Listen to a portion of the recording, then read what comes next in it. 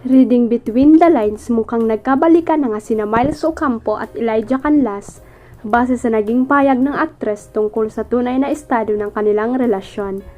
Ayaw diretsay ng Itbulaga Dabarkads kung boyfriend na niya uli si Elijah, pero sa mga naging sagot niya ng tanungin about the award-winning actor, parang sila na nga uli.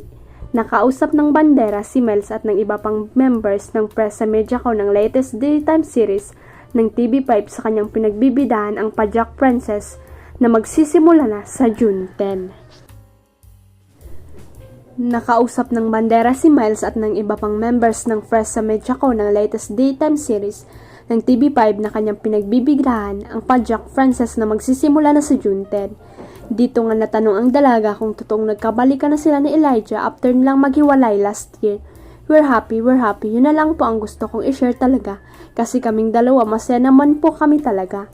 I feel like sa lahat ng nangyari, mas gusto na lang namin na tahimik na lang. Basta yun po ang masishare ko, masaya kami. Ang tugon ni Miles.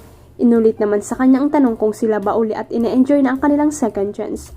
Nag-isip muna si Miles at nagsabing pinagpapawisan siya sa mga questions about her love life. Parang feeling ko hindi naman kailangan malaman ng lahat as long as kung ano ang nakikita nyo na masaya kami, masaya kami. Yun na lang yung question talaga kasi kami dalawa masaya na sa lahat ng nangyari. Mas gusto na lang namin tahimik na lang. Basta yung share ko. Hanggang ngayon ay single na single pa rin ang kapuso aktres na si Sanya Lopez at hindi pa rin niya priority ang magkaroon ng jowa. Nanatiling NBSB o no boyfriend since birth pa rin ang dalaga, pero wala itong issue sa kanya dahil happy naman daw siya ngayon sa kanyang karir at personal life kahit walang jowa. Sa press ko ng bago niyang pelikula ang suspense thriller na Playtime kung saan kasama niya sina Sian Lim, Kuling Garcia at Faye Lorenzo, nagpaliwanag si Sanya kung bakit until now ay wala pa siyang boyfriend. Hindi ko rin talaga siya hinahanap, dapat ako yung hinahanap niya. Chika ng sisteraka ni Jack Roberto. Meron naman daw naliligaw sa kanya pero wala lang talaga yung time na pwede ako.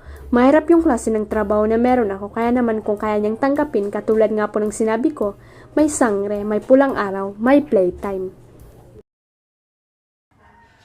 Huwag kalimutang i-click ang subscribe button at i-ring ang notification bell para sa latest at legit chika updates.